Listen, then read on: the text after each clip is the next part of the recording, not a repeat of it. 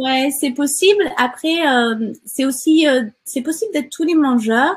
Tu verras que selon la période de ta vie, il y en a peut-être un qui est plus dominant. On va en avoir un, deux ou trois dominants. Et puis te dire ah oui, quand j'étais adolescente, j'étais plus comme ça. Ou en fait, ça varie selon les périodes de notre vie. Mais l'idée, c'est de prendre conscience. C'est pour ça qu'on les énumère. C'est une manière de rentrer déjà en contact avec ces mécanismes et de vous faire comprendre que c'est vraiment les émotions et les comportements qui ont été engrammés qui causent le problème de surpoids.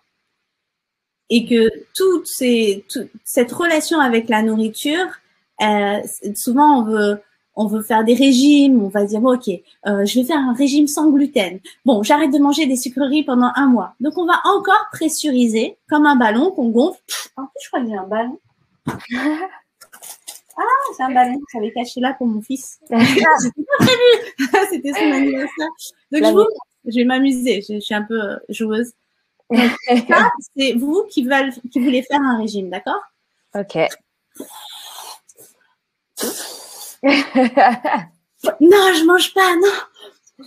Non, je mange pas, non. Et là, le régime est terminé au bout d'1 mois et demi, 2 mois, 3 mois. Donc, vous êtes trop contente parce que vous avez un ventre plat qui est là. Sauf que là, vous êtes invité chez des copines ou quelque part, et puis là, vous mangez. Ah là là là là. C'est la pression qui repart.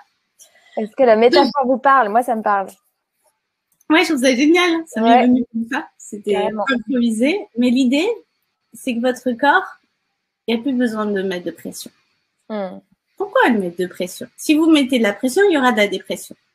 La solution, c'est plus mettre de pression, c'est d'avoir de la coopération, de dire, OK, on travaille ensemble, je vais apprendre.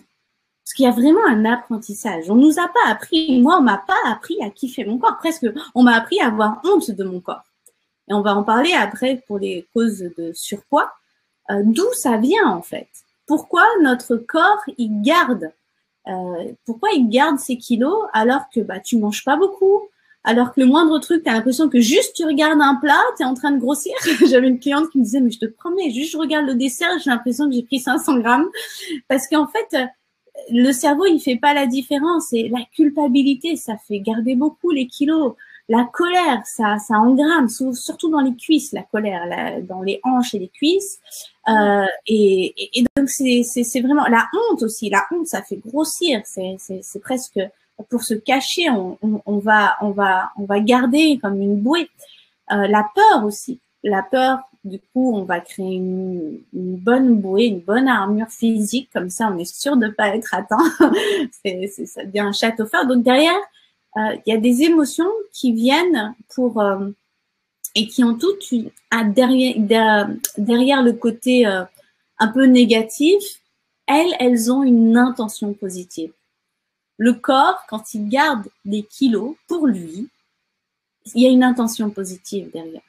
Il est là pour te protéger, pour que tu te sentes bien, pour que tu te calmes, pour te prouver que tu existes. Et on va aller regarder plus en détail ce soir certaines causes de surpoids et vraiment trouver l'origine. Et plus tu comprends ça, plus tu le dématérialises et plus en fait ça fait un espèce de shift et ton corps il dit ah ben j'ai plus besoin en fait, ça y est, elle a confiance maintenant. Donc on va en parler. C'est à moins qu'il y ait des questions.